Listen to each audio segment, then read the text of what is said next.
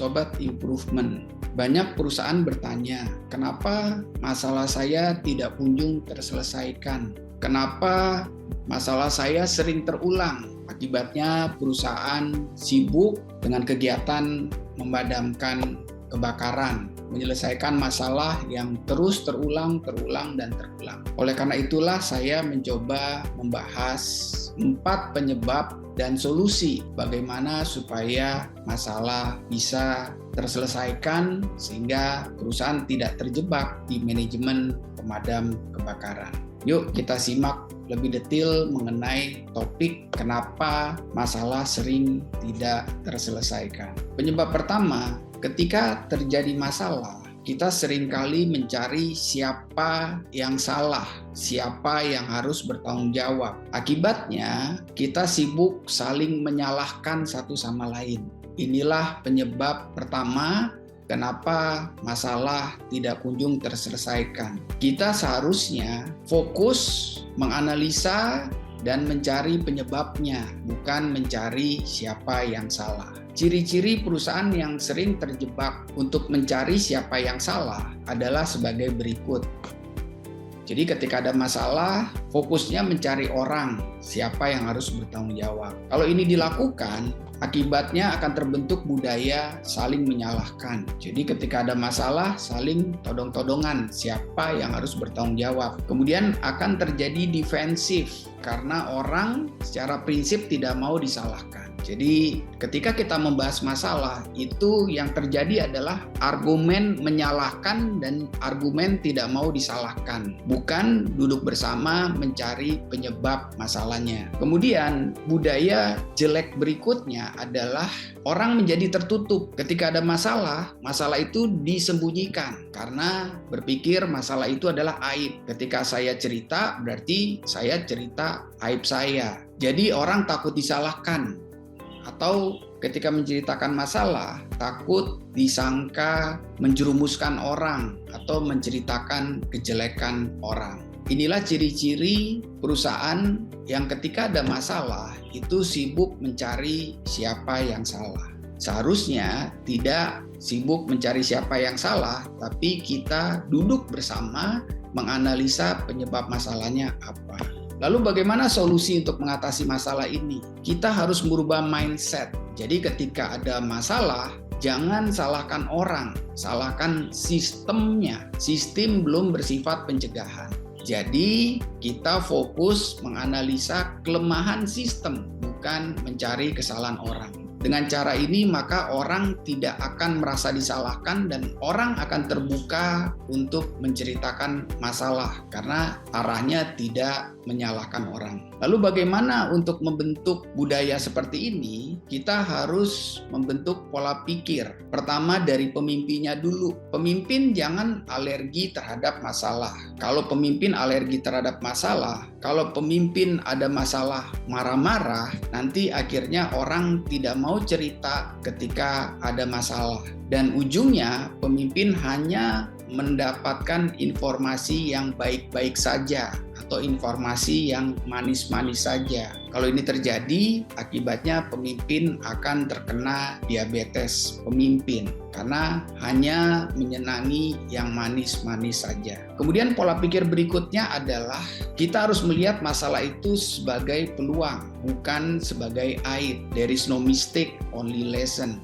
Jadi ketika ada problems, kita harus menangkap apa pembelajaran dari problem tersebut sehingga kita menjadi lebih baik. Kita tidak bisa merubah masa lalu, tapi kita bisa menciptakan masa depan yang lebih baik. Inilah penyebab pertama kenapa masalah tidak kunjung terselesaikan, karena orang sibuk mencari siapa yang salah, bukan mencari penyebab dari suatu masalah. Kemudian penyebab kedua adalah ketika ada problem kita melakukan meeting, tapi kita hanya sekedar mendiskusikan masalah tersebut, tapi tidak sampai mengkerucut pada tindakan untuk mengatasi masalah tersebut. Ciri-ciri perusahaan yang terjebak di penyebab kedua adalah masalah hanya sekedar didiskusikan, tapi tidak sampai ke rencana penyelesaian, tidak tercatat. Diskusi, kemudian selesai. Ciri-ciri berikutnya adalah kasus ditutup dengan kasus. Ketika lagi tren kasus A, kemudian dibicarakan, tidak sampai pada penyelesaian akhir, kemudian ada kasus baru, sibuk bahas kasus baru. Kasus ditutup dengan kasus. Inilah ciri-ciri perusahaan yang terjebak di penyebab kedua. Lalu bagaimana solusinya? Solusinya adalah setiap kali kita meeting membahas suatu masalah, kita harus fokus membahas masalah tersebut sampai tuntas. Atau kalau tidak tuntas, kita harus menunjuk orang untuk fokus menyelesaikan masalah ini. Setiap permasalahan yang terjadi itu harus tercatat dan ada rencana penyelesaian, PIC, dan target waktunya.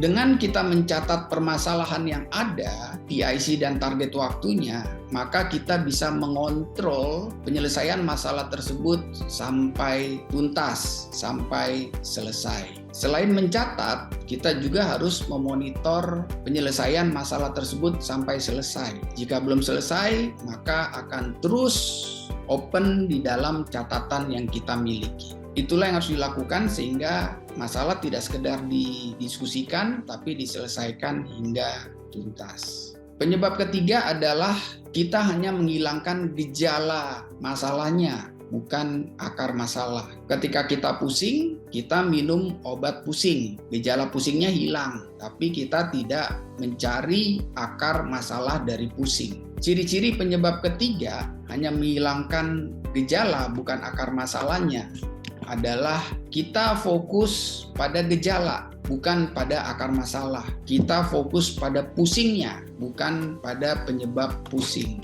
Gejala hilang, kasusnya ditutup. Kita pusing, kita minum obat, pusingnya hilang, kasus ditutup. Tapi kita tidak menghilangkan akar penyebabnya. Ciri lain adalah kasusnya sering terulang. Kasus sering terulang mengindikasikan bahwa penyelesaian masalah itu baru di gejalanya, belum ke akar masalahnya. Ketika kita pusing akibat dari mah, maka kita harus menyelesaikan mahnya. Tapi kalau kita tidak menyelesaikan mahnya, maka pusing itu akan terulang dan terulang terus. Lalu bagaimana solusi untuk mengatasi penyebab ketiga? Kita harus fokus pada akar masalah. Jadi jangan fokus pada gejalanya, tapi fokus pada akar masalah yang menyebabkan gejala tersebut. Oleh karena itu, kita harus memiliki dua tindakan. Satu, menghilangkan gejala sebagai tindakan sementara. Kemudian kita menghilangkan penyebab masalahnya supaya masalah tidak terulang.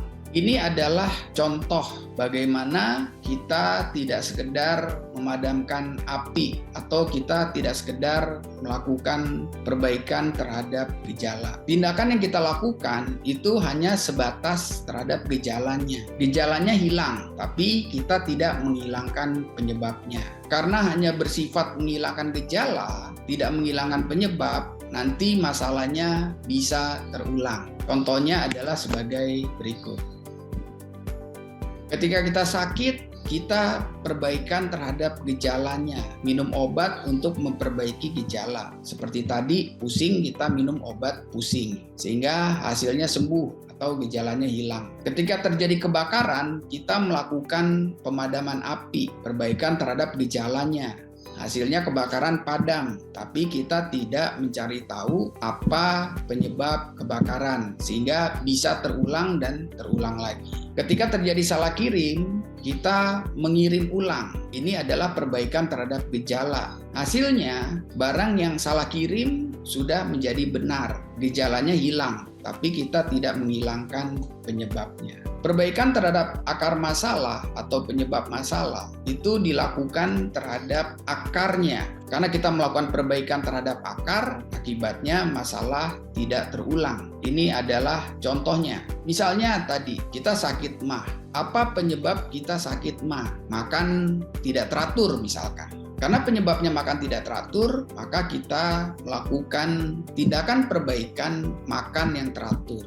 Tindakan perbaikan ini adalah tindakan perbaikan terhadap penyebabnya, sehingga sakit mahnya tidak terulang. Kemudian ketika terjadi masalah kebakaran, kita melakukan analisa penyebab kebakaran. Misalnya kabel yang terlalu kecil tidak sesuai kapasitas. Maka kita melakukan tindakan perbaikan untuk mengganti kabel sesuai kapasitas, menstandarisasi kabel sesuai kapasitas, sehingga masalah kebakaran menjadi tidak terulang. Contoh lain adalah salah kirim barang. Penyebabnya adalah salah ambil karena identitas barangnya yang tidak jelas, tidak baik. Oleh karena itu, kita melakukan perbaikan terhadap standarisasi identitas barang. Atau lebih canggihnya lagi, kita menggunakan barcode sehingga tidak terjadi salah ambil barang. Kalau kita melakukan perbaikan terhadap akar masalah, maka masalah tidak terulang. Inilah penyebab ketiga kenapa masalah tidak kunjung terselesaikan. Karena kita hanya menghilangkan gejalanya, bukan menghilangkan akar masalahnya. Penyebab keempat adalah menyelesaikan masalah dengan ceramah atau wejangan. Saat terjadi masalah, dikumpulkan orang-orang, tapi tidak dilakukan diskusi tentang penyebab masalah, tapi hanya diberikan wejangan supaya masalah tidak terulang. Ciri-ciri perusahaan yang terjebak di penyebab keempat adalah ketika terjadi masalah, pemimpin memberi wejangan yang sifatnya general. Ayo teman-teman, kita harus lebih bertanggung jawab dong. Ayo teman-teman, kita harus lebih mengontrol anak buah, dan seterusnya. Inilah ciri-ciri perusahaan yang terjebak di penyebab keempat, menyelesaikan masalah dengan ceramah atau wejangan. Lalu bagaimana solusi untuk menyelesaikan masalah ini? Perusahaan perlu menerapkan konsep problem solving dalam menyelesaikan masalah. Memang pemimpin itu tidak punya waktu yang cukup untuk masuk ke dalam details, ya, tapi pemimpin bisa mengarahkan anak buah untuk melakukan analisa secara konsep problem solving dan kemudian meminta mereka untuk mempresentasikan problem solving atas masalah yang terjadi. Jadi ketika terjadi masalah, apa yang harus dilakukan? Langkah pertama adalah kita menyelesaikan masalahnya dulu. Kita melakukan perbaikan terhadap gejala. Kalau sudah ada kebakaran, maka kita padamkan apinya dulu. Jangan problem solvingnya dulu. Padamkan api, baru setelah itu kita masuk ke next step untuk analisa penyebabnya. Ketika kita sakit mah, kita minum obat mah dulu untuk menghilangkan penyakitnya. Baru kemudian kita lanjut ke next step. Jadi perusahaan itu jangan berhenti setelah gejalanya hilang. Pemimpin harus mendorong untuk dilakukan analisa secara problem solving sehingga masalahnya tidak terulang. Harus dilakukan tindakan perbaikan hingga ke akar penyebab masalahnya. Apa yang harus dilakukan di dalam teknik problem solving? Ada 5 langkah yang bisa dilakukan untuk pelaksanaan problem solving. Pertama, identifikasi fakta masalah untuk memahami inti masalah. Seperti tadi, kita pusing, kita periksa, oh ternyata inti masalahnya adalah sakit mah. Nah, itu adalah step pertama. Kemudian setelah kita mengetahui inti masalahnya, sakit mah, baru kita mempelajari fakta proses untuk mengidentifikasi penyebab pastinya dari sakit mah tersebut. Misalnya makan yang tidak teratur. Mempelajari fakta proses bertujuan untuk mengetahui penyebab pasti dari suatu masalah.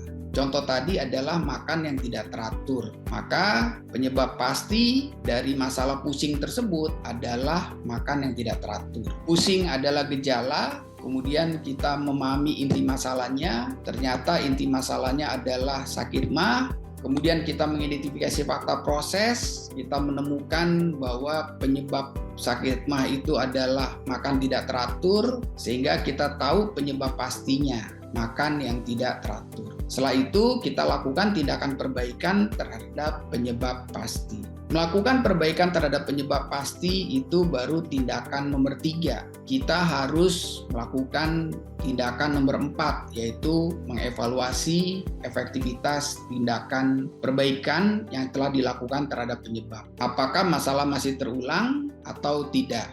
Jika masalah masih terulang, berarti kita mungkin salah dalam melakukan analisa problem solving. Ketika masalah tidak terulang, berarti tindakan perbaikan kita sudah efektif. dan langkah terakhir adalah standarisasi. Jadi inilah 4 penyebab dan solusi kenapa masalah tidak kunjung terselesaikan. Penyebab pertama, mencari siapa yang salah. Penyebab kedua, masalah hanya didiskusikan, tidak dibahas hingga tuntas. Ketiga, hanya menghilangkan gejalanya, bukan akar masalahnya. Keempat, menyelesaikan masalah dengan ceramah atau wejangan, bukan dengan teknik problem solving. Teman-teman mungkin ada ide lain, apa penyebab masalah tidak terselesaikan di luar 4 penyebab dan solusi yang saya sampaikan di sesi ini. Jika teman-teman punya komentar atau melihat ada penyebab lain di luar 4 penyebab yang saya sampaikan, silakan teman-teman kasih komentar untuk membantu kita semua menyelesaikan masalah sehingga kita tidak terjebak di manajemen pemadam kebakaran. Kami tunggu komentar dan inputan dari teman-teman. Salam improvement. There is always room for improvement.